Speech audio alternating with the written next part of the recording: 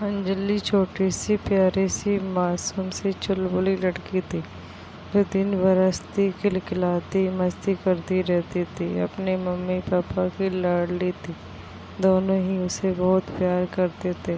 उसकी मम्मी दूसरे के घर काम करती और पापा एक बारात घर मैरिज हॉल में काम करते और वो स्कूल जाती क्योंकि उसके पापा बारात घर में काम करते थे। इसलिए दावत पार्टी से बचा हुआ खाना वो घर ले आया करते थे। तो खाने पीने की कोई कमी नहीं थी, बल्कि जब बारात घर में दावत होती तो तब तो बहुत बढ़िया खाना भी मिलता था। बड़े सुख के दिन गुजर रहे थे। उसे पढ़ने का बहुत शौक था, इसलिए वो बहुत मन लगाकर पढ़ती थी। पर क्योंकि वो लड़की थी, इसलिए उसके ददियाल ननिहाल आड़ोसी पड़ोसी सभी कहते कि परिवार तब पूरा होता है जब लड़का हो, वही खानदान का नाम बढ़ाता है। इन सब के चलते हुए उसके मम्मी पापा ने एक बच्चा करने का मन बना लिया। कुछ दिन बाद ही उसकी मम्मी की गोद भर गई। जब अंजलि को पता चला कि वो दीदी बनने वाली है तो वो बहुत खुशी से झूमने लगी। तभी वो मात्र 6 साल की थी। उसने अपनी एक ही दोस्त को चिल्ला चिल्ला कर बता दिया कि वो अब कोई बच्ची नहीं है, बड़ी हो गई है, वो अब दीदी बनने वाली है। बहुत जल्दी उसकी माँ उसके लिए छोटा सा भाई लाने वाली। वो उसके राखी बांधेगी, उसके संग खेलेगी, खाना खाएगी और दोनों लोग एक साथ सोएंगे। उसकी मासूम बातें सुनकर लोग कहते, तुझे कैसे पता कि भाई ही होगा? वो पूरे विश्वास से बोलती, मुझे पता है, देखना जब वो होगा सबको पता चल जाएगा कि मैं सब सही बोलती हूँ। उसकी ये बात लोग हंस देते और कहते, अंजलि और अंजलि की बातें। दिन गुजरते गए और वो दिन भी आ गया जब उसकी माँ के बेटा पैदा हो गया। अंजलि खुशी में बाबरी हुई जा रही थी। सबसे कहती, देखा मैं न कहती थी कि भाई आएगा। पर वो नहीं जानती थी जिस बात के लिए वो जितनी खुश है वो असलियत में उसके लिए खुशी के दिन नहीं थे। अंजलि खुशी से बाबरी जा रही थी। सबसे कहती, देखा कहते कि भाई आए पर वो नहीं जानती थी जिस बात के लिए वो इतनी खुश है वो असलियत में उसके लिए खुशी के दिन नहीं थे। पूरे घर में खुशी का माहौल था। दादी बहुत सारा सामान लेकर गांव से आई थी। अंजलि ने बड़े प्यार से अपने भाई का नाम कन्हैया रखा। अंजलि आजकल स्कूल नहीं जा रही थी। उसका पूरा दिन कन्हैया के साथ खेलते हुए बीत जाता। कुछ दिन घर में दादी रही। फिर जब उसकी मम्मी बिस्तर से उठ गई तो दादी गांव लौट गई। जब सब लोग चले गए तो अंजलि को अपने स्कूल की सुध जागी। वो अपनी मम्मी से पूछने लगी, मैं फिर से स्कूल कब जाऊंगी? मम्मी ने बड़े प्यार से अंजलि से बोला, बिटिया तेरे पापा और मैं तो काम पर जाएंगे, तभी पैसे और खाना ला पाएंगे। अगर तुम भी चली जाओगी तो कन्हैया अकेला रह जाएगा। वो छोटा सा है ना, तुम उसे अकेला छोड़ दोगी घर में? अंजलि ने बड़े प्यार से कहा, नहीं। पर फिर दुखी होकर बोली, लेकिन स्कूल मेरी रानी बिटिया, जब कन्हैया बड़ा हो जाए तो तुम और कन्हैया दोनों स्कूल चले जाना। ले जाएगी ना अपने भाई को स्कूल? हाँ बिल्कुल, मैं और कन्हैया दोनों जाएंगे, कहकर उसके नन्हे हाथों ने कन्हैया को उठाकर बहुत प्यार से मम्मी को बाय बोल दिया। मम्मी और पापा दोनों काम पर जाने लगे और छोटी सी अंजलि ने कन्हैया की सारी जिम्मेदारी बड़े जतन से निभानी शुरू कर दी।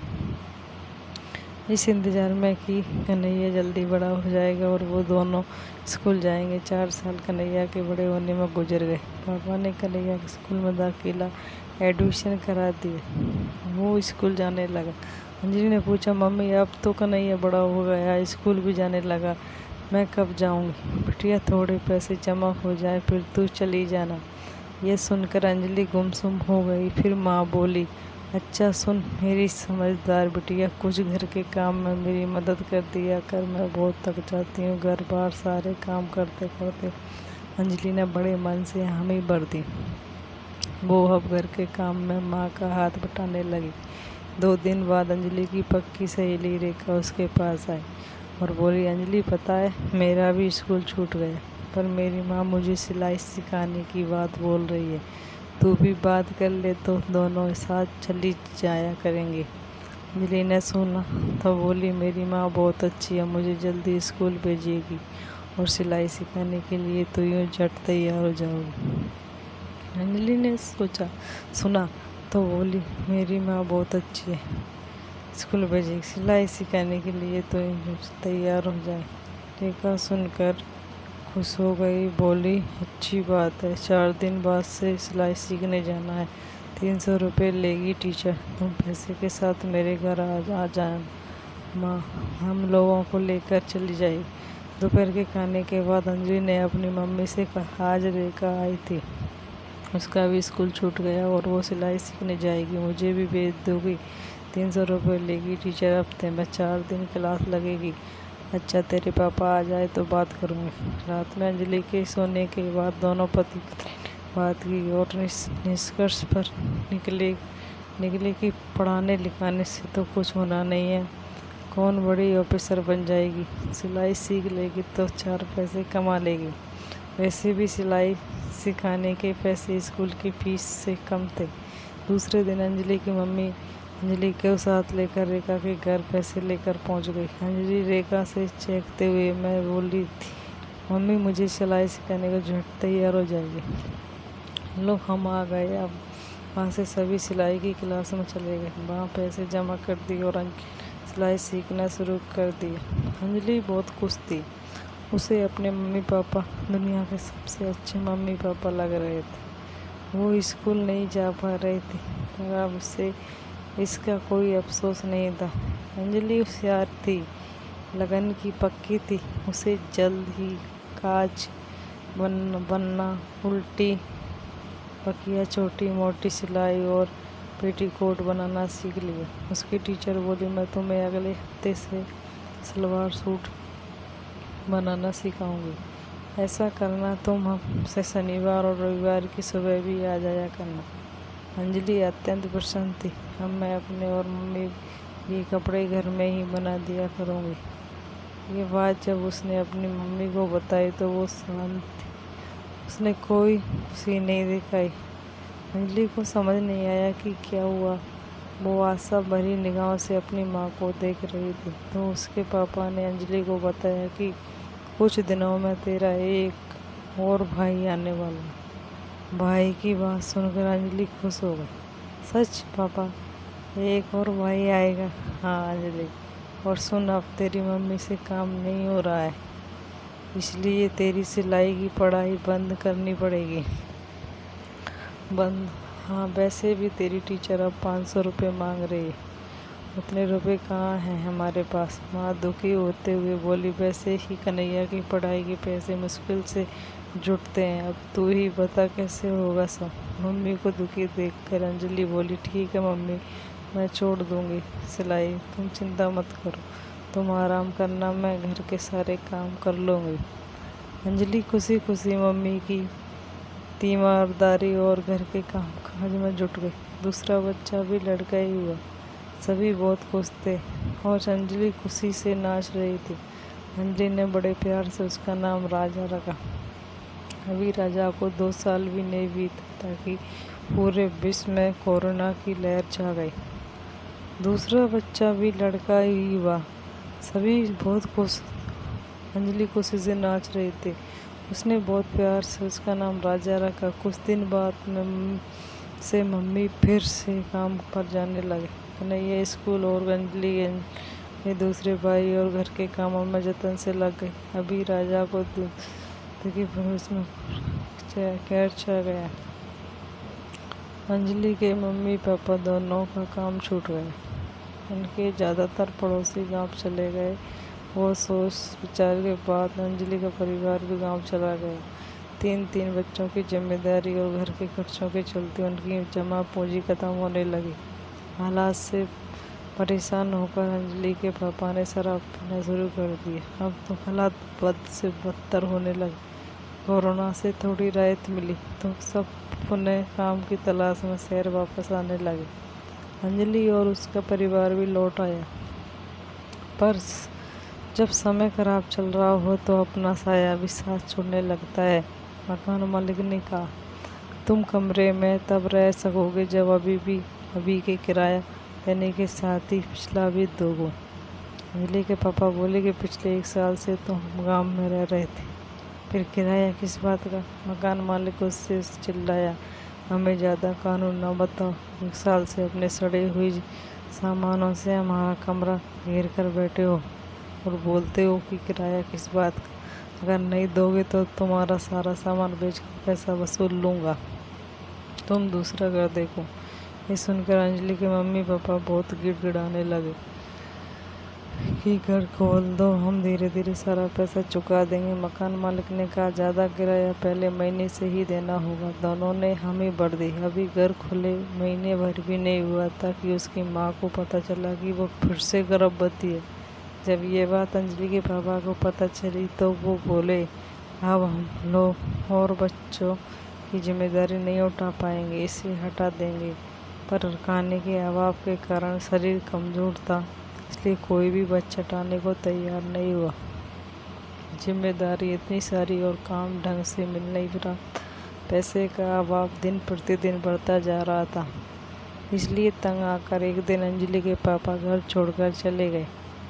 अंजलि और उसकी माँ ने सब जगह उनकी खोज कराई, पर वो नहीं मिले।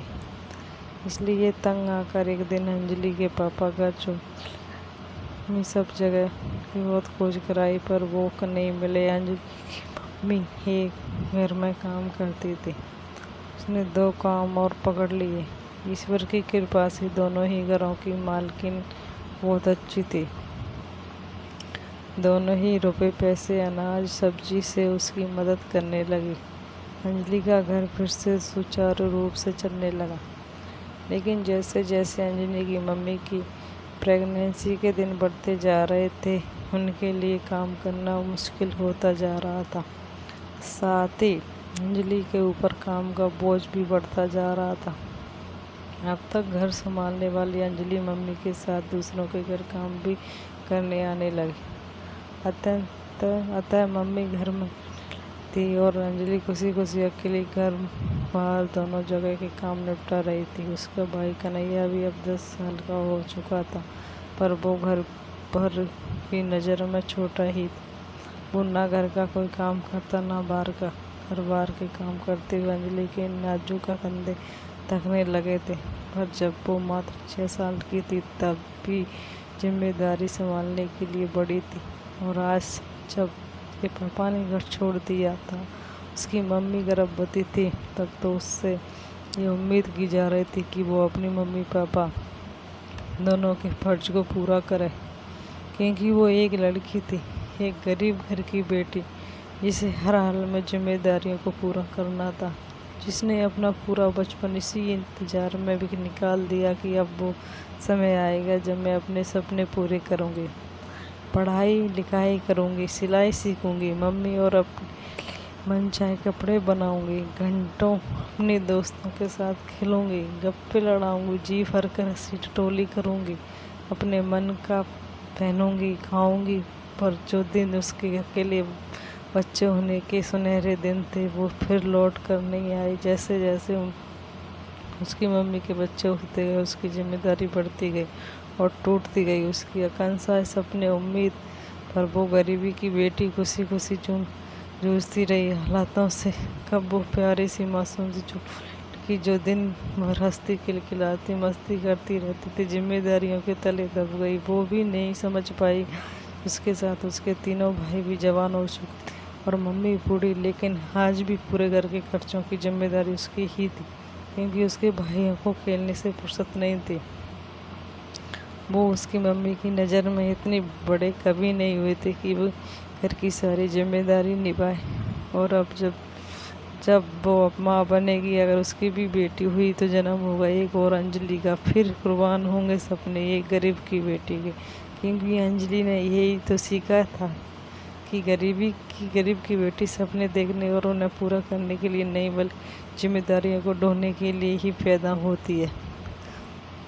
अगर आपके घर पर भी ऐसी कोई भी लड़की काम करने आती है जिसका शौक़ पढ़ाई करने का है, तो उसको पढ़ने में सहयोग ज़रूर करें, जिससे किसी भी बेटी के सपने ना टूटें, फिर चाहे वो गरीब की बेटी हो